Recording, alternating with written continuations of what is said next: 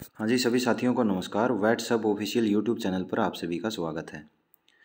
आज हम veterinary anatomy के अंदर रेस्पिरेटरी सिस्टम के बारे में पढ़ेंगे। आज हमारा ये वेटनरी एनाटॉमी और फिजियोलॉजी का 7वां पार्ट है, जिसके अंदर हम रेस्पिरेटरी सिस्टम के बारे में पढ़ेंगे। कल वाली क्लास के अंदर हमने डाइजेस्टिव सिस्टम के बारे में पढ़ा। हमने रूमन, रेटिकुलम, ओमेजम, एबोमेजम के बारे में पढ़ा। एबोमेजम को हमने ट्रू स्टोमक माना, रेटिकुलम को हार्डवेयर बोला या पायरिफॉर्म के रूप में बोला, ओमेजम को मैनीप्लाइज कहा और रूमन को हमने क्लब्ड शेप्ड माना और इसको अंदर से टर्किश टावल की तरह माना था। हमने बताया कि जो ओमेजम है वो कैमल के अंदर क्या होता है, एब्सेंट होता है।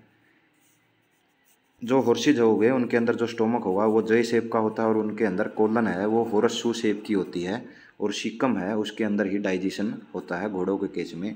इसलिए ऐसे एनिमल्स को जहाँ पर शिकम के अंदर ही डाइजेशन होता है, सिम्बायोटिक डाइजेशन होता है, उनको सिकोट्रोप भी बोला जाता है। ये हमने कल क्लास के अंदर किया था।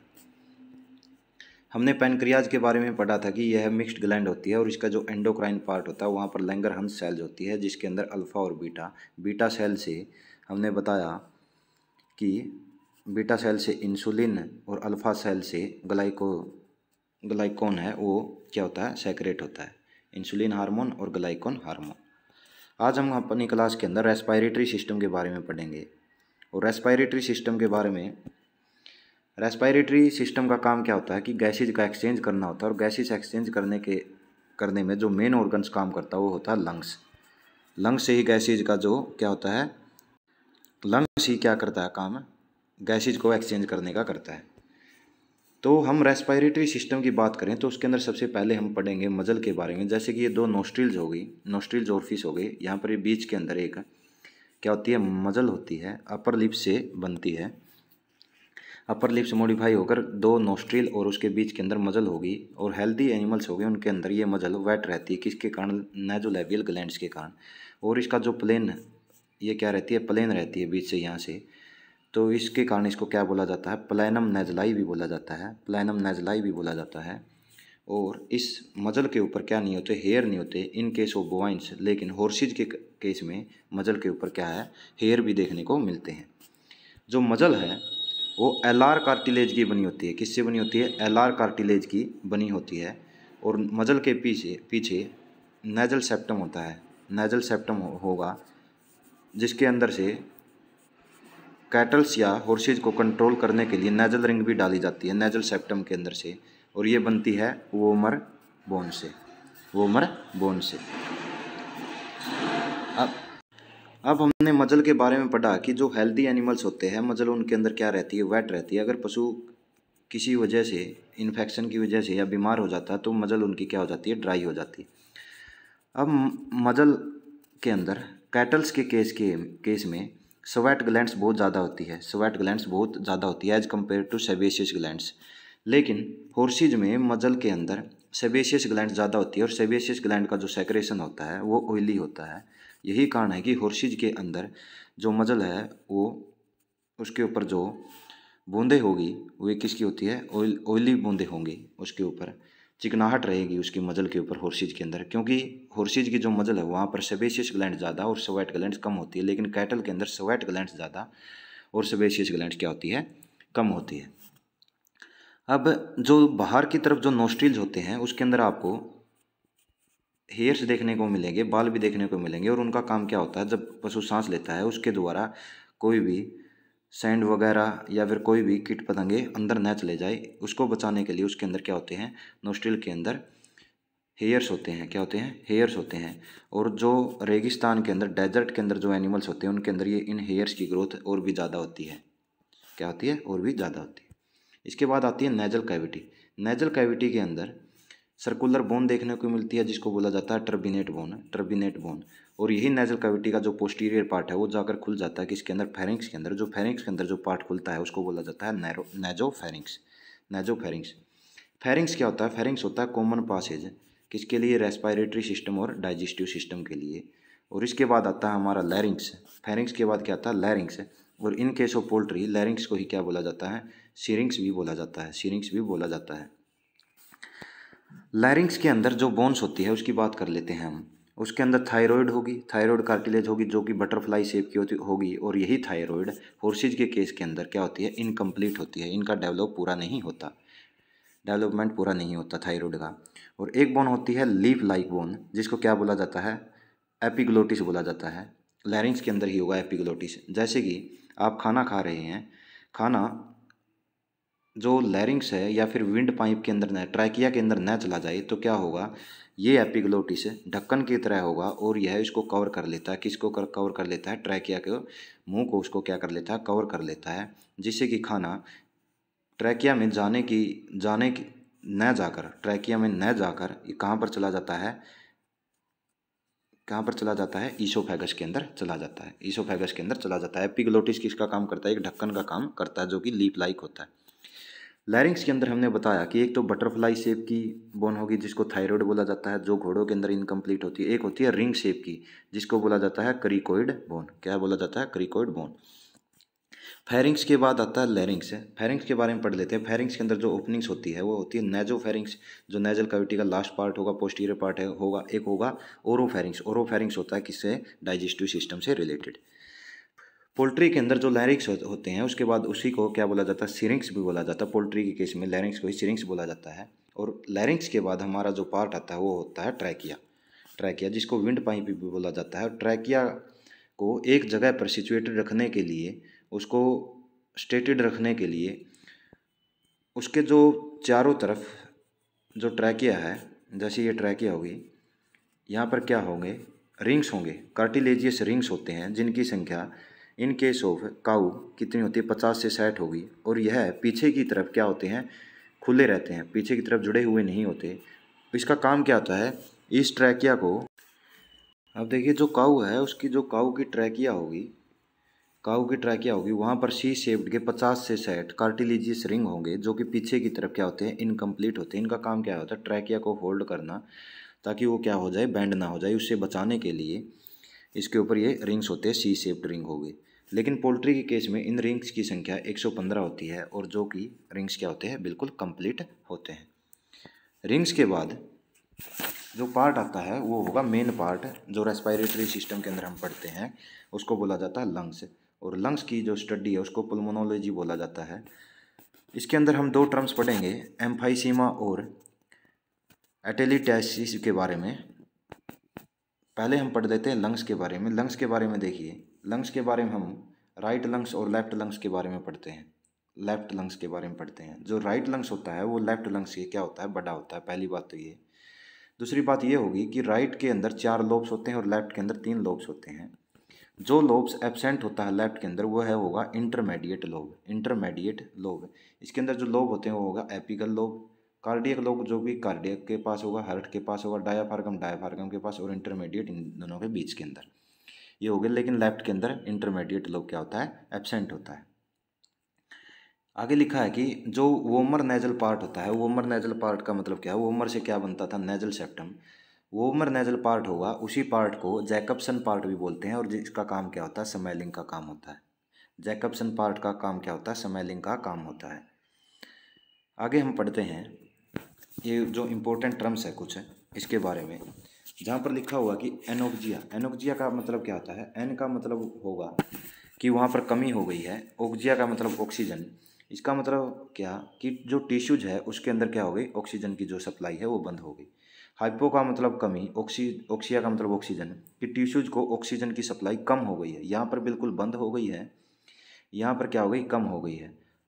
हाइपोऑक्सीमिया, एनीमिया, एमिया लिखा हुआ पीछे, एमिया का मतलब है यहाँ पर ब्लड, ब्लड के अंदर क्या हो गई है, ऑक्सीजन की कमी हो गई, हाइपो। और ये टर्म है एम्फाइसीमा। एम्फाइसीमा का मतलब क्या है, एम्फाइसीमा का मतलब है कि जो लंग्स की एल्विलाई है वो क्या हो चुकी है, यहाँ पर ख़त्म हो चुकी है। एम्फाइसीमा का मतलब क्या होगा, यहाँ पर जो लंग्स के अंदर जो एल्विलाई होती है वो क्या हो गई है, ख़त्म हो गई है। एटेल्टैक्सी का मतलब इसका क्या है, जो लंग्स की एल्विलाई है वो क्या हो गई है, कोलैप्स हो गई है, चिपक गई है वे।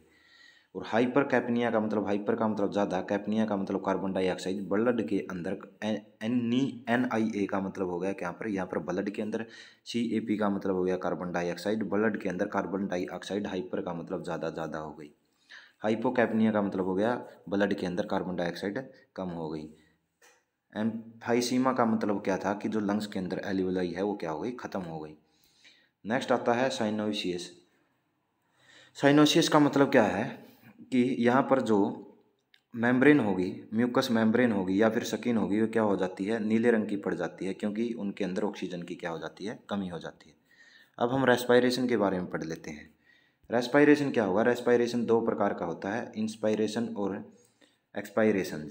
इंस्पायरेशन का मतलब होता है अंदर की तरफ सांस लेना, लेकिन पशुओं के अंदर जो रेस्पायरेशन है वो जिन तरीकों से लिया जाता है, कहाँ कहाँ से लिया जाता है, उसके बारे में हम देखने वाले हैं। एक होगा थोरैसिक रेस्पायरेशन, एब्डोमाइनल रेस्पायरेशन या थोरैस्को एब्डोमाइनल रेस्पायरेशन। देखिए, थोरैसिक रेस्पायरेशन वो होगा जहाँ पर हम बिल्कुल एक क्लियर मूवमेंट देखते हैं, कहाँ पर, थोरैसिक कैविटी के अंदर, सिर्फ थोरैसिक कैविटी के अंदर, मतलब कि लंग्स के अंदर मूवमेंट देखने को मिलती है जब पशु क्या लेता है, सांस लेता है। ये किसके अंदर होगा, डॉग और कैट के अंदर होता है। किसके अंदर होता है, यह होता है डॉग्स और कैट के अंदर, मतलब कि थोरैसिक कैविटी के अंदर क्या देखने को मिलती है, मूवमेंट देखने को मिलती है जब पशु क्या लेता है, सांस लेता है। एब्डोमाइनल का मतलब क्या है कि एब्डोमन कैविटी है उसके अंदर मूवमेंट देखने को मिलती है जब पशु सांस लेती है, यह होगा रूमिनेंट्स के अंदर। और थ्रेसो एब्डोमाइनल के अंदर मूवमेंट देखने को मिलती है किसके अंदर, हॉर्सेज के अंदर, म्यूल के अंदर और एस के अंदर, ये आपको याद रखना है। अब जो लंग्स है वो किसके अंदर रहते हैं, थोरैसिक कैविटी के अंदर रहते हैं, और लंग्स के बाहर को प्लूरल कैविटी होती है जो इसको क्या रखती है, इसको एक जगह पर बांधे रखती है, इसको बचाए रखती है, उसके मूवमेंट को आसानी से होने देती है। अब आप अगर देखोगे, अगर पशु के हेल्दी लंग्स है, अगर आप उसको पानी के अंदर डुबोकर देखेंगे तो हेल्दी लंग्स होंगे, वे तो तैरने लग जाएंगे, पानी के ऊपर फ्लोट करने लग जाएंगे। लेकिन अगर मान लीजिए कोई काफ है, उसको निमोनिया हुआ था और उस पशु की डेथ हो गई, जब आप उस निमोनेटिक जो एनिमल्स था जिसको निमोनिया हुआ था, उस पशु के लंग्स को आप पानी के अंदर तैरा कर देखेंगे तो वो क्या हो जाएंगे, पानी के अंदर डूब जाएंगे लंग्स। हेल्दी एनिमल्स के तो तैरते रहेंगे, लेकिन अगर पशु को बीमारी थी तो वो क्या हो जाएंगे, निमोनिया था छोटे काफ को, उसके लंग्स है वो पानी के अंदर डूब जाते हैं। अब जो थोरैसिक कैविटी है और एब्डोमन कैविटी है उसको सेपरेट करने का काम करता है कौन, डायाफ्राम करता है। और ममल्स के अंदर डायाफ्राम ही एक निशानी होती है कि ये पशु ममल्स है। इसी जो डायाफ्राम के अंदर से फ्रेनिक नर्व, फ्रेनिक आर्टरी और रेडियल आर्टरीज है, ये क्या होती है, पास आउट होती है। ये हमने देखा था कि एक ओस फ्रेनिक नाम की जो विसरल बोन थी वो मिलती थी किसके अंदर, ओक्स के केस में डायाफ्राम के अंदर ओस फ्रेनिक नाम की। डायाफ्रागमेटिक हिरनिया सबसे ज़्यादा किसके अंदर देखने को मिलता है, बुफेलो के अंदर देखने को मिलता है। और लंग्स के अंदर डस्ट सेल देखने को मिलेगी जो कि क्या काम करती है, जिसका लंग्स के अंदर डस्ट सेल देखने को मिलेगी जिसका काम क्या होता है, जो भी बैक्टीरिया होगा उसको मारने का काम होता है डस्ट सेल। जैसे कि हम सांस लेते हैं तो लंग्स के अंदर क्या चली जाती है, धूल मिट्टी चली जाती है, डस्ट चली जाती है, इसे याद रख लीजिए। उनके अंदर डस्ट सेल होती है जो कि बैक्टीरिया को मारने का काम करती है। नेक्स्ट हम पढ़ते हैं मेडुला ओब्लैंगटा के अंदर एक पार्ट होगा पोन्स, जिसका काम क्या होता है, रेस्पिरेटरी सिस्टम का सेंटर का काम होता है, रेस्पिरेटरी सिस्टम को काम कंट्रोल करेगा। रेस्पिरेटरी सिस्टम के अंदर भी जो मेडुला ओब्लैंगटा है, इसका काम क्या होगा, ये देखिए। इसके अंदर मेडुला ओब्लैंगटा के अंदर जो पार्ट होगा पोन्स, वो क्या काम करता है, रेस्पिरेटरी सिस्टम का काम करता है। इसका कहने का मतलब क्या है, जो रेस्पिरेशन रेट है, रेस्पिरेशन की प्रोसेस है, उसको कंट्रोल करने का काम करता है। जो मेडुला ओब्लैंगटा है यह काम क्या करेगा, जो डोर्सल मेडुला ओब्लैंगटा होगा, डोर्सल पार्ट होगा मेडुला ओब्लैंगटा का, वो काम करता है इंस्पायरेशन के लिए। और जो इसका वेंट्रल पार्ट होगा वो काम करता है एक्सपायरेशन के लिए। और पोन्स के अंदर भी अपर पोन्स है, अपर पोन्स काम करता है, जो इंस्पायरेशन है उसको क्या करना, बंद करने का काम करता है। और जो लोअर जो पोन्स होता है उसका काम होता है, जब हम सांस लेते हैं बिल्कुल एकदम गहराई के साथ सांस लेते हैं तब उसको कंट्रोल करना, उसका वो काम होता है लोअर पोन्स का। मतलब कि कह सकते हैं कि जो डोर्सल मेडुला होगा वो इंस्पायरेशन के लिए, वेंट्रल एक्सपायरेशन के लिए, अपर पोन्स काम करता है इंस्पायरेशन को बंद करने के लिए, और जो पोन्स का जो लोअर पार्ट होता है वो काम करता है, जैसे कि हम एकदम से अंदर की तरफ सांस लेते हैं ज़्यादा से ज़्यादा गहराई के साथ, उसके लिए, जिसको इस टर्म को बोला जाता है एपन्यूसिस बोला जाता है, जब हम गहराई के साथ अंदर की तरफ ज़्यादा से ज़्यादा सांस लेते हैं। अब हम पढ़ते हैं हाइपोथैलेमस के बारे में। थैलेमस से नीचे होगा हाइपोथैलेमस, जो कि कंट्रोल करता है पिट्यूटरी ग्लैंड्स को जिसको सुपर मास्टर ग्लैंड भी बोला जाता है। यह कंट्रोल करती है हंगर को, लव को, टेम्परेचर को। अगर आप किसी से गुस्सा कर रहे हो उसको, इन सभी चीज़ों को कंट्रोल करने का काम किसका होता है? हाइपोथैलेमस का होगा। हमने पढ़ा कि जो रेस्पायरेशन है वो दो तरीके का होता है, इंस्पायरेशन और एक्सपायरेशन। इंस्पायरेशन का मतलब क्या होगा? इंस्पायरेशन क्या है? एक एक्टिव प्रोसेस है जिसके अंदर हमें क्या है? एनर्जी कंजप्शन करनी पड़ती है। लेकिन एक्सपायरेशन है इसके अंदर एनर्जी कंजप्शन नहीं करनी पड़ती है, एक इनएक्टिव प्रोसेस है, एक्टिव प्रोसेस नहीं होता। एक्टिव प्रोसेस का मतलब क्या है कि ये निरंतर होती रहती है एक्सपायरेशन। जैसे इंस्पायरेशन हमने किया, इसको लेना पड़ता है अंदर की तरफ और एनर्जी का कंजप्शन होता है, और अंदर की तरफ जाकर क्या होगा? जो ऑक्सीजन हम अंदर की तरफ ले रहे हैं उसी से जो ग्लूकोज है उसका क्या होता है? ग्लूकोलाइसिस हो जाता है। इसीलिए रेस्पायरेशन को क्या बोला जाता है? रेस्पायरेशन को बोला जाता है कैटाबॉलिक प्रोसेस। क्या बोला जाता है? Catabolic process. जो ऑक्सीजन को अंदर हम लेते हैं वो डिपेंड करता है किसके ऊपर? एरिया ऑफ बॉडी के ऊपर डिपेंड करता है, एरिया ऑफ बॉडी के ऊपर डिपेंड कर लेते हैं। इंस्पायरेशन के बारे में पढ़ा कि जो हम सांस अंदर लेते हैं उसको इंस्पायरेशन बोलते हैं। यह एक क्या है? एक्टिव प्रोसेस है जिसके अंदर क्या होगी? हमारी एनर्जी क्या होती है? खर्च होती है। लेकिन जो एक्सपायरेशन है उसके अंदर हम सांस बाहर की तरफ छोड़ते हैं और वहाँ पर हमारी ऊर्जा क्या होती है? खर्च नहीं होती। इसीलिए रेस्पायरेशन को क्या बोला जाता है? कैटाबॉलिक प्रोसेस बोला जाता है। ऑक्सीजन का मतलब क्या है? एनिमल्स है उसके द्वारा जो O2 है, ऑक्सीजन की मात्रा जो शरीर के अंदर ली जाती है वो डायरेक्टली प्रोपोर्शनल होती है किसके ऊपर? बॉडी, जो सरफेस एरिया होता है बॉडी का उसके डायरेक्टली प्रोपोर्शनल होती है। अब हम ये टर्म पढ़ेंगे, यूपोनिया, डिस्पोनिया, एपोनिया। यूपोनिया का देखिए, ये जो अगर हम नॉर्मल रेस्पायरेशन कर रहे हैं उसको बोला जाता है यूपोनिया। और डिस्पिनिया कब बोला जाता है? डिस्पिनिया बोला जाता है जब हमारे रेस्पायरेशन के अंदर हमें कोई दिक्कत हो रही हो, उसको डिस्पिनिया बोला जाता है। एपिनिया, ए का मतलब एब्सेंट हो जाता है, यहाँ पर क्या हो जाती है? रेस्पायरेशन क्या हो जाता है? एब्सेंट हो जाता है। पॉलीपिनिया का मतलब होता है जब, पोली का मतलब बहुत ज़्यादा, पिनिया का मतलब हम सांस ले रहे हैं, यहाँ पर रेस्पायरेशन रेट क्या हो जाती है? बढ़ जाती है, लेकिन डेप्थ क्या रहती है? कम रहती है। जैसे कि डॉग्स के अंदर जो पंटिंग होती है, हाँफना होता है, उसके अंदर रेस्पायरेशन रेट बढ़ जाती है लेकिन डेप्थ है वो क्या हो जाती है? कम हो जाती है। नेक्स्ट आता है हमारा हाइपरपेनिया। हाइपरपेनिया का मतलब क्या होगा? यहाँ पर जो रेस्पायरेशन रेट है वो भी बढ़ जाती है और डेप्थ है वो भी बढ़ जाती है।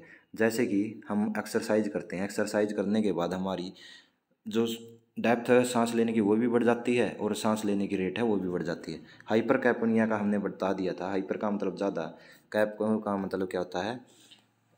Carbon dioxide. निया का मतलब सांस के द्वारा ज़्यादा क्या ले लेते हैं। यहाँ पर हम शरीर के अंदर CO2 की मात्रा क्या हो जाती है? बढ़ जाती है, हाइपर कैपोनिया। अगर CO2 की मात्रा शरीर के अंदर बढ़ जाती है तो CO2 से क्या हो जाएगा? एसिडिक क्या हो जाता है? रेस्पायरेशन का क्या हो जाता है? रेस्पायरेटरी एसिडियोसिस हो जाता है। क्या हो जाता है? रेस्पायरेटरी एसिडियोसिस। तो रेस्पायरेटरी एसिडियोसिस कब होता है? जब शरीर के अंदर CO2 की मात्रा बढ़ जाती है, क्योंकि जो CO2 है, इसके जो कार्बन डाइऑक्साइड है, इसका जो ऑक्साइड होगा वो कैसा होगा? एसिडिक होगा नेचर के अंदर। तो यह क्या कर देता है शरीर के अंदर बढ़ी हुई जो कार्बन डाइऑक्साइड की मात्रा शरीर के अंदर रेस्पायरेटरी एसिडियोसिस कर देता है, जिससे कि ब्लड की pH वैल्यू क्या हो जाती है? घट जाती है। हाइपरवेंटिलेशन। हाइपरवेंटिलेशन का मतलब क्या है?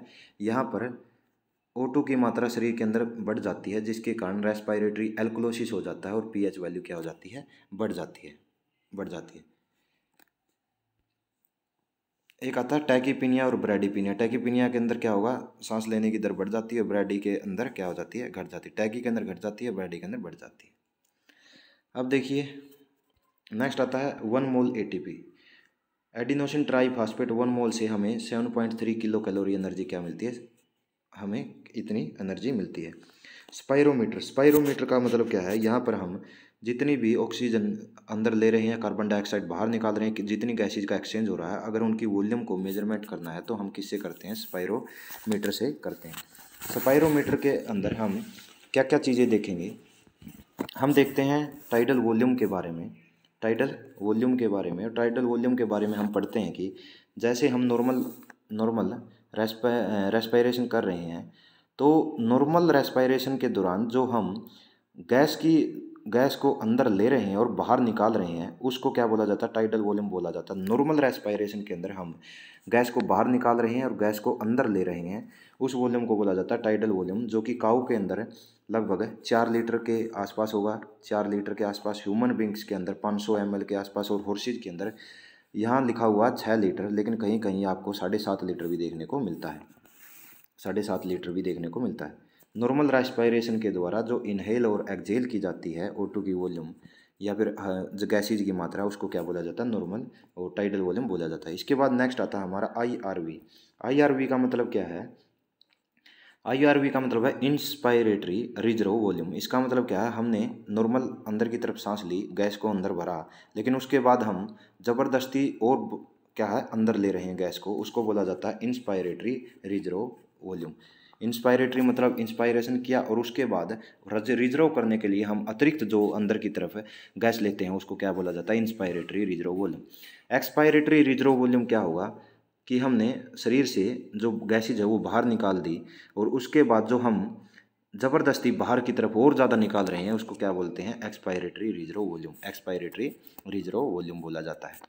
अब हम पढ़ते हैं रेजिड्यूल वॉल्यूम। रेजिड्यूल वॉल्यूम क्या होगा, हमने नॉर्मल सांस के द्वारा हमने क्या की, बाहर की तरफ क्या निकाल दी, गैसेज निकाल दी। उसके बाद हमने क्या किया, ERV मतलब एक्सपायरेटरी रिजर्व वॉल्यूम, हमने नॉर्मल निकालने के बाद फिर बलपूर्वक जितनी भी निकालनी थी हमने ज़बरदस्ती और भी निकाल दी, उसके बाद भी जो बच जाती है उसको क्या बोला जाता है, रेजिड्यूल वॉल्यूम बोला जाता है। नेक्स्ट आती है हमारी टर्म, इसको बोला जाता है dead space volume. Dead space volume किसका बोला जाएगा, अब मान लीजिए जो रेस्पिरेटरी सिस्टम के अंदर है, हमने गैसेज क्या क्या कर दिया, आदान प्रदान कर रहे हैं, हम क्या कर रहे हैं, एक्सचेंज कर रहे हैं गैसेज का, लेकिन यह वह गैस होगी रेस्पिरेटरी सिस्टम के अंदर, ये वह गैसेज होती है जिसका यूज हम एक्सचेंज के लिए नहीं करते, जिसका यूज हम गैसेज एक्सचेंज के लिए नहीं करते, वो क्या होती है, डेड स्पेस वॉल्यूम होता है। अब देखिए अगर हम बात करें इंस्पायरेटरी कैपेसिटी, मतलब कि इंस्पायरेटरी कैपेसिटी टोटल कितनी होती है, वो क्या होगी, हमने जो टाइडल वॉल्यूम है अगर उसके अंदर हम IRV जो हमने इंस्पायरेशन अंदर किया रेजिड्यूल वॉल्यूम उसको टोटल कर दें तो इसका मतलब क्या हो गया, इंस्पायरेटरी कैपेसिटी होगी। इंस्पायरेटरी कैपेसिटी का मतलब अंदर की तरफ जो हमने गैस ली उसकी टोटल कैपेसिटी कितनी हो सकती है, tidal volume plus inspiratory reserve volume जो कि हमने बलपूर्वक अंदर की तरफ ज़बरदस्ती अंदर की तरफ ली थी, इनका टोटल क्या हो गया, इंस्पायरेटरी वॉल्यूम। अगर हम बात करें IL की, IL का मतलब TLC की बात करें, TLC का मतलब क्या होगा, TLC का मतलब होगा total lungs capacity. Total lungs capacity कैसे देखते हैं, हमने टाइडल वॉल्यूम मतलब कि नॉर्मल सांस अंदर ली वो जोड़ दी, इसके बाद अंदर की तरफ और ज़बरदस्ती ली मतलब कि IRV इंस्पायरेटरी रिजर्व वॉल्यूम, उसके बाद हमने बाहर निकाल दी वो भी तो टाइडल वॉल्यूम के द्वारा हमने नॉर्मल बाहर निकाली थी, लेकिन ज़बरदस्ती निकालते हैं ERV मतलब कि एक्सपायरेटरी रिजर्व वॉल्यूम, वो भी बाहर निकाल दी। अगर हम इन चारों को जोड़ देते हैं उसके बाद क्या बन जाती है हमारी, वो टोटल लंग्स कैपेसिटी आ जाएगी। किस किस को हमने बोला, टाइडल वॉल्यूम को बोला, इंस्पायरेटरी रिजर्व को बोला, एक्सपायरेटरी रिजर्व को बोला, और रेजिड्यूल का मतलब क्या था, हमने बाहर की तरफ ज़बरदस्ती निकाल दी उसके बाद भी जो बच जाती है, इन सभी को जोड़ने के बाद टोटल लंग्स कैपेसिटी हमारी निकल आती है।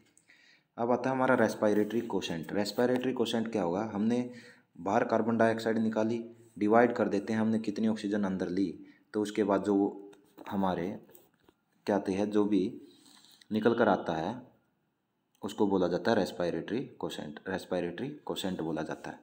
अब देखिए रेस्पिरेटरी कोशेंट के अंदर अगर फैट की बात करें, फैट का जो RQ है वो कितना होता है, फैट को बोला जाता है वसा, सा का मतलब होता है 7, तो 0.7, ये 0 की तरह है, 0.7 ये होगा। कार्बोहाइड्रेट का 1 होता है, ये क्वेश्चन इंपॉर्टेंट है, ये आया हुआ है एग्जाम के अंदर, कार्बोहाइड्रेट का रेस्पिरेटरी कोशेंट कितना होता है, वो होता है 1। प्रोटीन का कितना होता है, प्रोटीन का होता है 0.8, और अनएरोबिक रेस्पिरेशन का क्या होता है, इनफाइनाइट रेस्पिरेटरी कोशेंट होता है। अब हम पढ़ने वाले हैं किसके बारे में, अब हम पढ़ने वाले हैं ग्लाइकोलाइसिस के बारे में। हमने कल पढ़ा था ग्लाइकोलाइसिस का मतलब क्या होता है कि ग्लाइको का मतलब होता है ग्लाइकोजन से क्या यहाँ पर क्या बन रहा है, ग्लाइकोजन का क्या हो रहा है, लाइसिस हो रहा है, यहाँ पर ग्लाइकोजन क्या हो रही है, टूट रही है। ये है क्रेब्स साइकिल। क्रेब्स साइकिल को C3 साइकिल या फिर TCA का मतलब TCA सिट्रिक एसिड साइकिल या फिर सिट्रिक एसिड बोल सकते हैं। क्रेब्स साइकिल को C3 TCA साइकिल या फिर सिट्रिक एसिड भी बोला जाता है। जो ग्लाइकोलाइसिस है, ग्लाइकोलाइसिस का मतलब ग्लाइकोजन को तोड़ने के लिए जो पाथवे यूज किया जाता है उसको बोला जाता है EMP। EMP को बोला जाता है एम्बेडन मेयर हाफ पाथवे। इसको आप याद रख सकते हैं। ग्लाइकोलाइसिस कौन से पाथवे से होती है? EMP, Embden Meyerhof pathway. जो ग्लाइकोलाइसिस की जो प्रोसेस होती है वो कहाँ पर पूरी होती है? वो होती है पूरी साइटोप्लाज्म के अंदर। किसके अंदर? साइटोप्लाज्म के अंदर। और जब ग्लाइकोलाइसिस होता है तो उसके अंदर क्या बनते हैं? हमारे 4 ATP के जो मॉलिक्यूल्स बनते हैं, 4 ATP के मॉलिक्यूल्स बनते हैं, जिनमें से 2 मॉलिक्यूल्स क्या हो जाते हैं? 2 ATP के मॉलिक्यूल्स यूज्ड हो जाते हैं। और जो हमारे पास पीछे जो बचते हैं वो कितने बच जाते हैं? 2 प्योर हमें शुद्ध लाभ हो जाता है, प्योर प्रॉफिट बन जाता है। अब ग्लाइकोलाइसिस को करने के लिए हम क्या करते हैं? लीनियर साइकिल यूज होता है। लीनियर साइकिल यूज होता है। और जो ग्लाइकोलाइसिस है, ग्लाइकोलाइसिस के बारे में पढ़ा कि जो ग्लाइकोलाइसिस है वो ग्लाइकोलाइसिस का मतलब ग्लाइकोजन का टूटना। और ग्लाइकोजन का टूटना कंप्लीट कहाँ पर होता है? वो होता है साइटोप्लाज्म के अंदर। और कौन सा पाथवे यूज किया जाता है? एम्बेडन मेयर पाथवे हम यूज करते हैं। जैसे ही यह टूटा हमें कितनी 4 ATP मॉलिक्यूल्स मिले, जिसके अंदर से 2 यूज हो जाते हैं और 2 हमारे पास बच जाते हैं। और इसी से क्या बन जाते हैं? 2 NADPH2 मॉलिक्यूल्स भी बनते हैं। लीनियर साइकिल यूज किया जाता है। क्या किया जाता है इसके अंदर? लीनियर साइकिल यूज किया जाता है। अब देखिए, अगर एक ग्लूकोज 1 मॉलिक्यूल्स ऑफ ग्लूकोज टूटता है तो उससे क्या बनते हैं? 2 पाइरुविक एसिड बनते हैं। पाइरुविक एसिड कितने बनते हैं? 2 बनते हैं। क्या बनते हैं? 2 बनते हैं। एक ग्लूकोज के टूटने से 2 पाइरुविक एसिड बनते हैं। और एक ग्लूकोज के से हमें कितनी एनर्जी मिलती है? 38 ATP एनर्जी मिलती है। 38 ATP एनर्जी मिलती है। अब हम क्रेब्स चक्कर के बारे में पढ़ेंगे। क्रेब्स साइकिल क्या है? इसको C3 TCA या सिट्रिक एसिड साइकिल भी बोला जाता है। कंप्लीट कहाँ पर होगा? माइटोकॉन्ड्रिया के मैट्रिक्स पार्ट के अंदर कंप्लीट होता है। और कितनी ATP मिलती है? 36 ATP एनर्जी हमें क्या मिलती है? यहाँ पर जो लास्ट प्रोडक्ट होता है वो कौन सा होता है? CO2 होता है। लास्ट प्रोडक्ट क्या होता है? यहाँ पर CO2 होता है लास्ट प्रोडक्ट, CO2। और वहाँ पर क्या था? ग्लाइकोलाइसिस के अंदर लास्ट प्रोडक्ट कौन सा था? ग्लाइकोलाइसिस में लास्ट प्रोडक्ट था पायरुविक एसिड, CO2। और साइक्लिक चक्कर होगा यहाँ पर, ये आपको याद हो गया होगा। अब देखिए, एक ग्लूकोज से हमें कितनी एनर्जी मिली? 38 ATP। लेकिन एक क्रेब्स चक्कर से कितनी मिल रही थी? 36 ATP मिल रही थी। ग्लाइकोलाइसिस से क्या मिल रहा था हमें? 4 ATP मिल रही थी, जिसके अंदर से 2 हम यूज कर रहे थे, 2 हमें मिल रही थी और 2 ही हमें NADPH2 मिल रहा था। और एक ग्लाइकोलाइसिस से, एक ग्लूकोज के लाइसिस से हमें 2 पायरुविक एसिड भी मिल रहे थे। अब देखिए, ग्लाइकोलाइसिस और जो C3 साइकिल था, क्रेब्स चक्कर था, इनको बीच में जो जोड़ता है, कनेक्शन बनाता है, उसको बोला जाता है acetyl coenzyme A. Acetyl coenzyme A ये ग्लाइकोलाइसिस और क्रेब्स के बीच के अंदर क्या है, काम करता है, जोड़ने का काम करता है। अब हम देखते हैं कि जो रेस्पिरेशन सिस्टम है उसके अंदर जो गैसेज है उसका ट्रांसपोर्टेशन कैसे होता है। ऑक्सीजन का जो ट्रांसपोर्टेशन है, ऑक्सीजन को ले जाने का काम कौन करता है? ऑक्सीजन जैसे ही देखिए, अगर ब्लड अशुद्ध है उसको शुद्ध, उसके अंदर कार्बन डाइऑक्साइड को बाहर निकालना और ऑक्सीजन को देना। ऑक्सीजन देने के बाद इसको जो अयोटा होता है और ये पूरे शरीर के अंदर भेज देता है। अयोटा क्या कर देता है? पूरे शरीर के अंदर भेज देता है। और ऑक्सीजन क्या हो जाती है? ब्लड के अंदर मिल जाती है, उसको बोला जाता है ऑक्सी हीमोग्लोबिन। कि ब्लड के अंदर ऑक्सीजन का मिल गया ऑक्सी हीमोग्लोबिन। तो ऑक्सीजन ज़्यादातर ऑक्सी हीमोग्लोबिन के रूप में ट्रांसपोर्ट होती है, कितनी? 97%। और डिजोल्ड रूप में अंदर कितनी होगी? 3% होगी। कार्बन डाइऑक्साइड है वो बाइकार्बोनेट के रूप में 70% क्या होती है? ट्रांसपोर्ट होती है। डिजोल्ड के रूप में 7% और कार्बो अमाइनो कंपाउंड के रूप में कितने? 20%। मेटाबॉलिज्म देखते हैं। मेटाबॉलिज्म कैसे देखेंगे? मेटाबॉलिज्म के अंदर हम एनाबॉलिक और कैटाबॉलिज्म के बारे में पढ़ेंगे। एनाबॉलिज्म के बारे में देखिए, हमारे पास 6CO2 6H2O था सन की प्रेजेंस में, और ग्रीन लीव्स की प्रेजेंस में क्लोरोफिल, और उसके अंदर कौन सी धातु होती है? मैग्नीशियम, जो मेटल्स होती है, उसकी प्रेजेंस में क्या बना दिया? यहाँ पर ग्लूकोज का एक मॉलिक्यूल बना दिया, ग्लूकोज बन गया। यहाँ पर क्या हुआ? जो स्मॉल मॉलिक्यूल्स थे उससे हमारा एक लार्ज मॉलिक्यूल्स बन रहा है। लेकिन कैटाबॉलिज्म के अंदर जो लार्ज मॉलिक्यूल्स था उसके ऊपर हीट ने काम किया और उससे क्या हुआ, टूटकर दो छोटे छोटे मॉलिक्यूल्स बन गए। ये किसके अंदर होता है, रेस्पायरेशन के अंदर होता है, इसीलिए रेस्पायरेशन को कैटाबोलिक प्रोसेस भी बोला जाता है। अब देखिए, अगर हमारे पास CO2 और H2O ही हो सिर्फ, उससे हमारा H2CO3 बनता है, जिसको बोला जाता है H2CO3 बनता है। और ये H2CO3 किस कैटालिस्ट के प्रेजेंस में बनता है, कार्बोनिक एनहाइड्रेज की प्रेजेंस के अंदर बनता है। और धरती के ऊपर सबसे मोस्ट एक्टिव एंजाइम होगा वो कौन सा होता है, कार्बोनिक एनहाइड्रेज, जिसके अंदर जिंक क्या होती है, मेटल होती है, जिंक मेटल होती है। एनाबोलिक, जिसके अंदर क्या था, सन की प्रेजेंस में क्या हो गया था, ग्लूकोज बन गया था। लेकिन जो कैटाबोलिज्म है उसके अंदर क्या हुआ, जो लार्ज पार्टिकल्स है उससे स्मॉल पार्टिकल्स बने और क्या हुआ, ये रेस्पायरेशन के अंदर ग्लूकोज का टूटना हुआ था वहाँ पर। लेकिन CO2 + H2O कार्बोनिक एनहाइड्रेज की प्रेजेंस में कार्बोनिक एसिड बना देता है। ये क्या है, कार्बोनिक एसिड है और यह मोस्ट एक्टिव एंजाइम है, जिसके अंदर क्या होती है, जिंक होती है। क्या होती है, जिंक होती है। क्या होगी, जिंक होगी। ये हमारा रेस्पिरेटरी सिस्टम था। अब रेस्पिरेटरी सिस्टम के अंदर जो जो मोस्ट इम्पोर्टेंट पॉइंट हमने बताए वे देखिए। हमने बात की कि जो बेसिक यूनिट है इसके अंदर लंग्स है, जो रेस्पिरेशन का मुख्यतः काम करता है, कौन सा है, लंग्स है। लंग्स के अंदर जो इसकी जो फंक्शनल यूनिट होगी वो क्या होती है, एल्विलाई होती है। क्या होती है, एल्विलाई होती है। लंग्स हमने बताया कि लंग्स कितने होते हैं, दो होते हैं, लेफ्ट और राइट। राइट क्या होता है, बड़ा। राइट क्या होता है, बड़ा। और लेफ्ट के अंदर इंटरमीडिएट लोब नहीं होता, जो कि एब्सेंट होता है। टोटल लोब कितने होते हैं, 4। और यहाँ पर कितने होते हैं, 3। लंग्स को कौन रखती है, प्लूरल कैविटी है, इसको बांधे रखती है। और लंग्स थोरेसिक कैविटी और एब्डोमेन कैविटी के बीच में डायाफ्रागम होता है, जो इसको दोनों को क्या करता है, सेपरेट करता है। रेस्पायरेशन देखा कि रेस्पायरेशन थोरेसिक भी होता है, जहाँ पर थोरेसिक कैविटी की मूवमेंट होती है, जैसे कि डॉग्स और कैट के अंदर। उसके बाद हमने देखा कि एब्डोमाइनल रेस्पायरेशन भी होता है, जिसके अंदर एब्डोमेन कैविटी की मूवमेंट देखने को मिलती है, जैसे कि रूमिनेंट्स। उसके बाद हमने थोरेसो एब्डोमाइनल भी देखा, जैसे कि हॉर्सेज, एस और म्यूल के अंदर, जिसके अंदर हम थोरेसिक और एब्डोमेन कैविटी की मूवमेंट सांस के दौरान देखते हैं। ये चीज़ें हमने क्या करी, पढ़ी थी।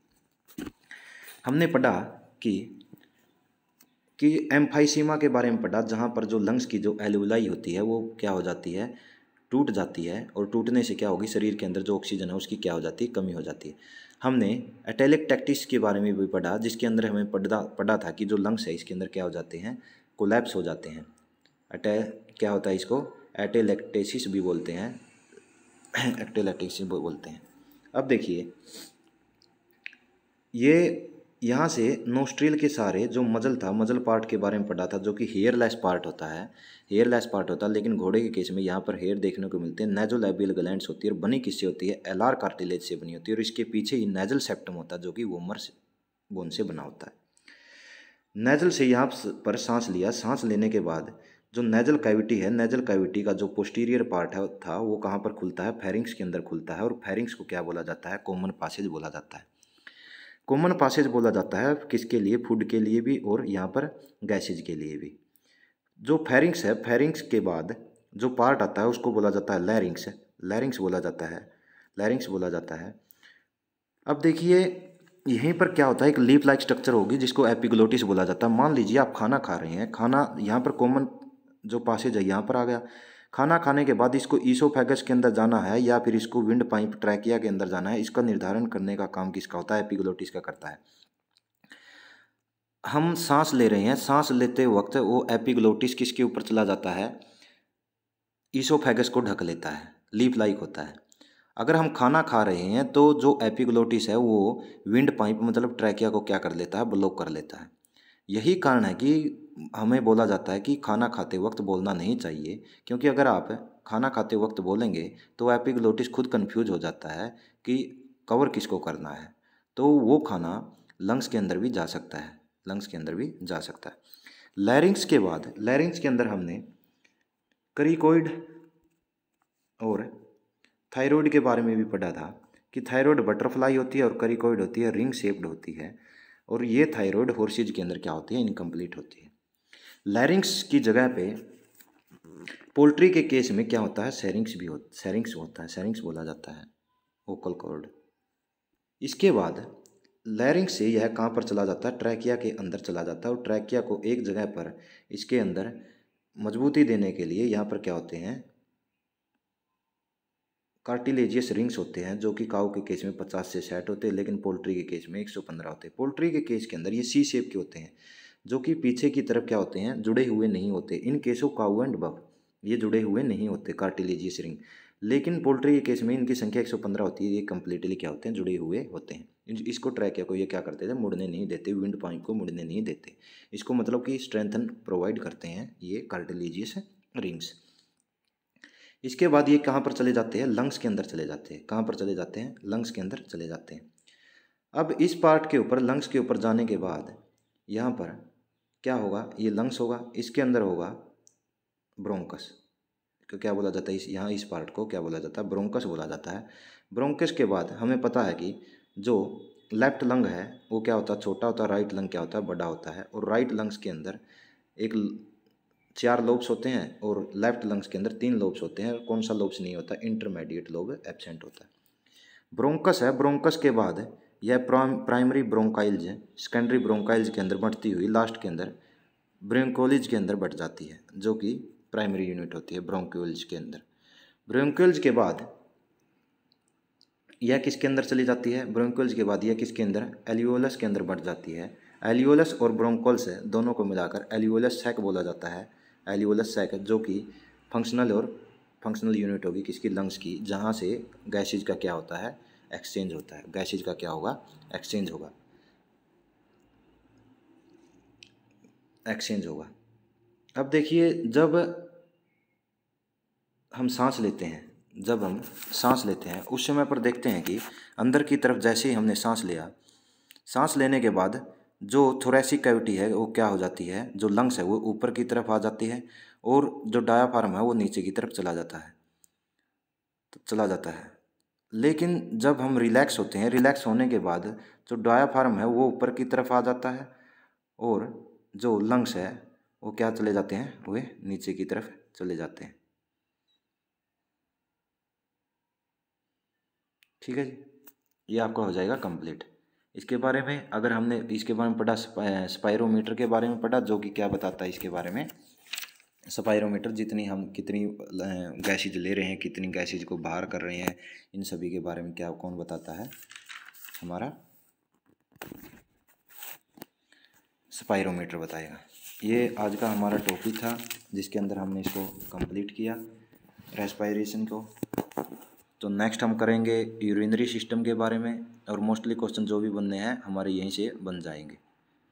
ग्लाइकोलाइसिस के बारे में पढ़ा था हमने। ग्लाइकोलाइसिस कहाँ पर कंप्लीट होता था, साइटोप्लाज्म के अंदर, एक ग्लूकोज से 38 ATP। क्रेब्स कहाँ पर पूरा होता था, माइटोकॉन्ड्रिया के अंदर 36 ATP।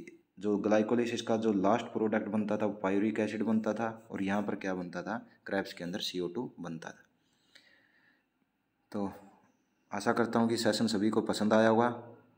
धन्यवाद।